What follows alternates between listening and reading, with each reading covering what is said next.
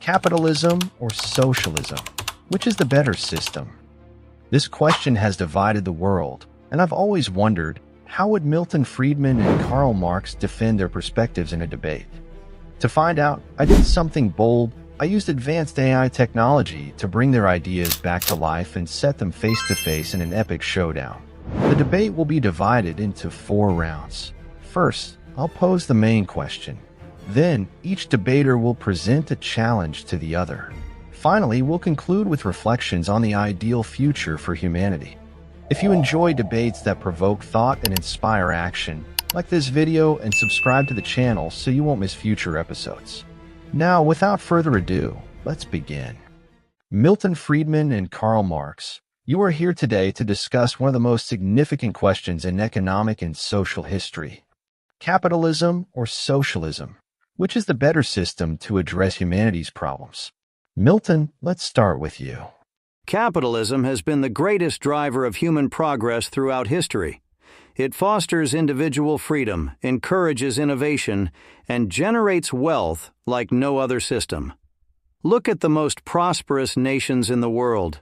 They all have market economies. What capitalism uniquely achieves is transforming human ambition into a force for collective good. It rewards those who serve others, not out of altruism, but because they must create value to survive in the market. Friedman, your praise of capitalism completely overlooks the human cost of this system. The wealth you celebrate is built on the exploitation of the working class. Capitalists amass profits while workers struggle to make ends meet. This is not progress, it's oppression. Furthermore, the inequality created by capitalism is unsustainable. What you call economic freedom is, in reality, a freedom reserved for those who own capital. Karl, that's an oversimplification. Capitalism isn't a zero-sum game where the rich prosper at the expense of the poor. Market economies enable social mobility. People can start with very little, and through hard work and innovation, rise to success. Socialism, on the other hand, removes that opportunity. It levels everyone down, stifling creativity and ambition. And as for exploitation, let me ask you this. Which system has delivered greater well-being, more technological advances, and improved more lives? Capitalism. At what cost, Milton? The cost of human lives spent in grueling hours for meager wages, the cost of recurring economic crises that leave millions in poverty while capitalists continue to profit. Capitalism creates progress for the few and suffering for the many. Socialism, by contrast, manages resources collectively, ensuring they benefit society as a whole, not just a privileged elite. The socialism you champion is a dangerous utopia. It ignores human nature. People don't work merely for the collective good. They work because of personal incentives. When governments try to control economies, they destroy those incentives. The result? Scarcity, inefficiency, and, often, tyranny. And I'm not speaking theoretically, Karl. I'm speaking from history. And what about capitalism? It isn't free from the weight of history either. The horrors of the Industrial Revolution, the inhumane conditions in factories, the millions living below the poverty line while a tiny elite enjoys unimaginable luxuries.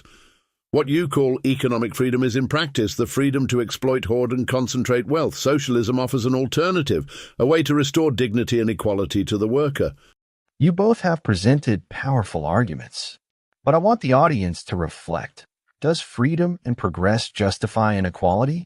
Or does equality and social justice compensate for the loss of certain incentives? Milton's defense of capitalism is bold, but how will he respond when the flaws of inequality are laid bare? Karl, it's your turn to challenge the foundation of Milton's argument. Milton, allow me to be direct. Capitalism, as you yourself acknowledge, creates inequality. This isn't an accident, it's the system's logic. The accumulation of wealth in the hands of a few is inevitable because capital generates more capital, while the working class exploited earns just enough to survive. How can you justify a system that, by its very nature, perpetuates this concentration of wealth and exacerbates social inequality? Karl, your premise that inequality is an absolute evil needs to be challenged. Yes, capitalism creates inequality, but not through exploitation. It reflects the diversity of people's abilities, choices, and efforts. We are not all equal in capacity, ambition, or talent, and this is mirrored in the distribution of wealth. The key difference, however, is that capitalism, unlike socialism, allows anyone to improve their circumstances. The opportunities are there for the taking. You're idealizing a system that in practice is far from what you describe. What you call opportunity is rarely accessible to everyone. The wealthy have the tools, education, networks, capital to maintain their wealth. The poor, trapped in adverse conditions, find it nearly impossible to break free from this cycle. Capitalism creates a chasm between classes, not a bridge. And what about socialism? It tries to close that gap by leveling everyone down. You talk about redistributing wealth, but you ignore the cost of doing so. Without the incentive of reward, people lose motivation and the economy collapses. Countries that implemented socialism rigorously faced widespread poverty. Inequality in a capitalist system is the price of freedom and efficiency. You confuse privilege with freedom. True freedom exists only when basic needs are met. Under capitalism, millions live in misery, while an elite enjoys extravagance. Tell me, Milton, where is the freedom for the worker who toils 12 hours a day and can barely support their family? Redistributing wealth is not a moral choice. It's an ethical necessity to address this injustice. Karl, you're stuck in a mindset that demonizes success. Those who create wealth under capitalism don't take it from others. They generate it by providing value to society. Successful businesses employ workers, produce goods and services, and improve lives. In socialism, however, redistributing wealth often means taking from those who produce and giving to those who don't, eliminating any incentive for growth. Milton, your argument ignores the fact that workers are the true creators of wealth. The capitalist merely reaps the fruits of others' labor. Exploitation lies at the core of capitalism. If companies truly valued their workers, why do poor working conditions persist in so many parts of the world? Why do wages remain low even when profits reach record highs? Because capitalism operates on the principle of voluntary exchange. If workers believe they're being exploited, they can seek better opportunities or even organize to negotiate. Moreover, you criticize profit, but profit signals that a business is generating value. Without profit, there's no reinvestment, innovation, or growth. The alternative is socialism, which stifles the economy with bureaucracy and stagnation. And you continue to ignore the human consequences of this logic. The pursuit of profit disregards social impact. Recurrent economic crises, environmental disasters, and job insecurity all are results of unchecked greed. Socialism, in contrast, prioritizes meeting human needs over maximizing profit. But history shows that socialist systems have failed to meet even basic human needs. Scarcity, corruption, and oppression weren't accidents. They were symptoms of a system that denies the dynamism of the market. Capitalism, with all its flaws, has proven to be the most adaptable and productive system. A clash of intense visions. On one side, Milton Friedman defends inequality as an acceptable byproduct of freedom and efficiency. On the other, Karl Marx argues that social justice must take precedence, even if it requires radical change. Which perspective do you find more convincing? Karl has made his case for collective justice, but can it withstand scrutiny? Milton, the spotlight is yours to push Karl on the practical flaws of socialism. Karl, let's get to the heart of the matter. Socialism, as you propose, may sound ideal in theory, but it faces a fundamental issue. It destroys individual incentives. If there is no proportional reward for effort, why would anyone work harder, innovate, or strive for excellence? Without these incentives, how do you prevent the system from descending into economic stagnation and mediocrity? Milton, your understanding of human incentives is narrowly focused on materialism. People's true motivation is not merely profit, but also the fulfillment of contributing to society and realizing their potential. In socialism, people work not to enrich an elite, but to build a fairer, better world. The idea that progress requires profit is a fallacy perpetuated by capitalism. You're ignoring reality. People don't act purely out of altruism. In a system where extra effort isn't rewarded, why would anyone take risks or go the extra mile? Innovation, the driving force of progress, depends on individuals seeking rewards for their ideas. Countries that tried to eliminate these incentives ended up with stagnant economies and widespread dependency. And you're stuck in the belief that profit is the sole measure of success. In socialism, incentives exist, but they are different. They are rooted in social recognition, solidarity, and personal fulfillment. Imagine a society where everyone has access to education, healthcare, and well-being, where people are free to explore their talents without the pressure of the market. That is true freedom. Then why, Karl, have socialist experiments failed so consistently to achieve this utopia? The Soviet Union, Venezuela, North Korea, all promised egalitarian societies and ended up with tyranny, poverty, and famine. The issue isn't implementation, it's the premise itself. Centralized economic control goes against human nature.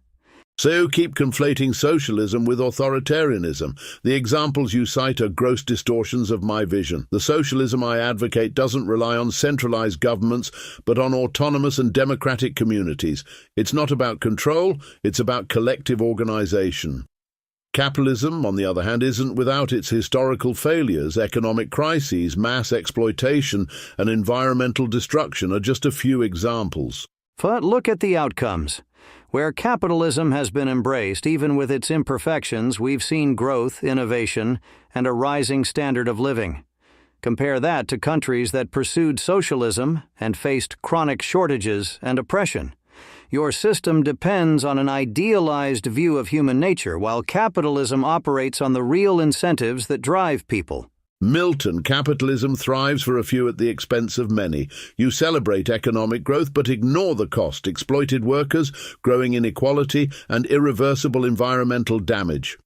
My system is not a utopia, it is a historical necessity to address these failures. As for innovation, it doesn't have to be driven solely by profit. Science, art, and education flourish when people have freedom and resources, not when they are at the mercy of the market. Freedom under socialism is a paradox, Karl. Without economic freedom, all other freedoms are at risk. A government that controls the means of production inevitably controls people's lives. You speak of autonomy, but in practice, it has never existed. Socialism concentrates political power in ways that inevitably stifle individual liberty.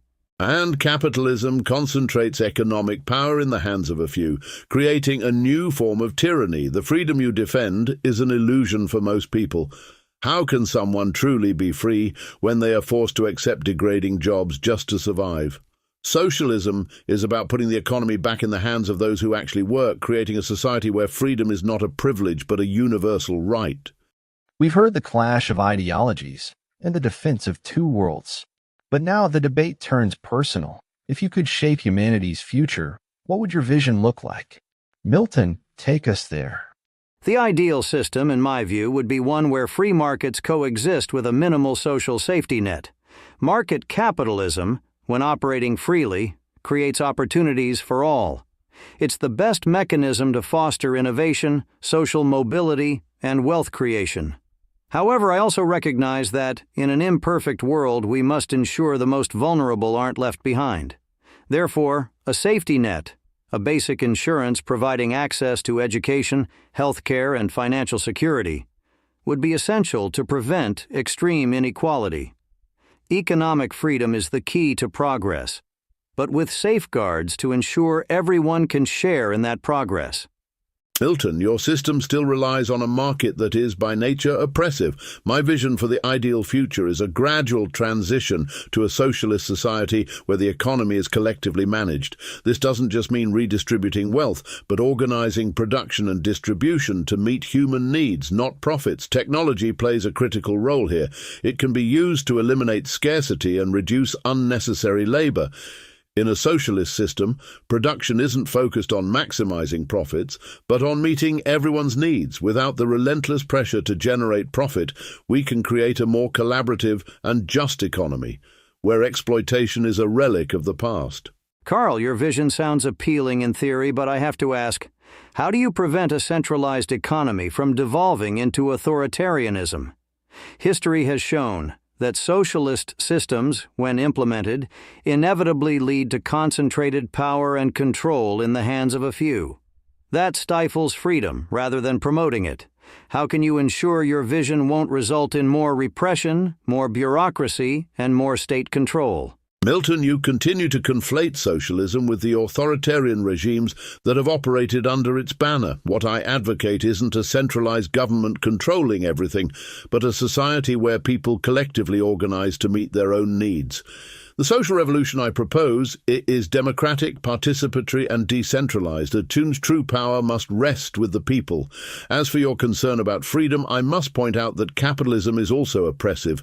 It concentrates economic power in the hands of a few, which undermines the real freedom of a large portion of the population. Capitalism isn't democratic. It's anti-democratic because it subjects workers to the dictates of the market. You idealize a system that disregards human nature. The history of the socialist regimes you defend shows what happens when power becomes concentrated. Even if your vision were implemented, ideally, you'd still face the challenge of determining everyone's needs and deciding who defines them. When the government controls production and distribution, it inevitably becomes the arbiter of everything. That is the path to authoritarianism. Economic freedom ensures that individuals have the power to choose, to innovate, and to pursue their own success. What you call economic freedom is in practice the freedom to exploit. In socialism, freedom isn't about exploiting others, but about collaborating and contributing to the common good. Human needs aren't decided by a distant government. They're determined by the collective itself. True freedom can only be achieved when the economic system doesn't force workers to sell their labor just to survive. Capitalism creates a vicious cycle of exploitation, and socialism, in contrast, breaks that cycle and allows genuine freedom to flourish. Karl, you believe that the government or the collective can decide what's best for everyone, but history shows otherwise. What guarantees that your collective won't be used as a pretext for control? At the end of the day, capitalism offers something socialism cannot: a real opportunity for freedom. The market, while imperfect, remains the system that most effectively promotes innovation, well-being, and individual autonomy. Socialism, no matter how well-intentioned, always finds a way to turn ideals into tyranny. And you, Milton, cannot deny that capitalism is at an impasse. Yes, it creates prosperity for some, but at what cost? The concentration of wealth, the exploitation of workers, environmental destruction. The system I propose seeks to create a new balance. Socialism isn't about tyranny. It's about eliminating the conditions that enable exploitation. When production is organized to meet human needs rather than generate profit, we can finally achieve a more just and democratic society. And so the debate comes to an end. Milton Friedman and Karl Marx have presented their visions for the future, challenging ideas and concepts rooted in their philosophical and economic perspectives. Now the question is for you: which of these systems offers the best path forward for humanity? What is true freedom, and how can it be achieved? What did you think of this debate? Share your thoughts in the comments, and tell us which other debates between brilliant minds would you like to see on this channel. Your suggestion might become our next episode. If this video made you think, don't forget to like, share, and subscribe to the channel to stay updated on our future episodes. Here, we create a space for the exchange of ideas, for constructive disagreements, and above all, for debates that challenge us to think more deeply and meaningfully. And don't miss the debate now appearing on your screen. It's one you won't want to miss.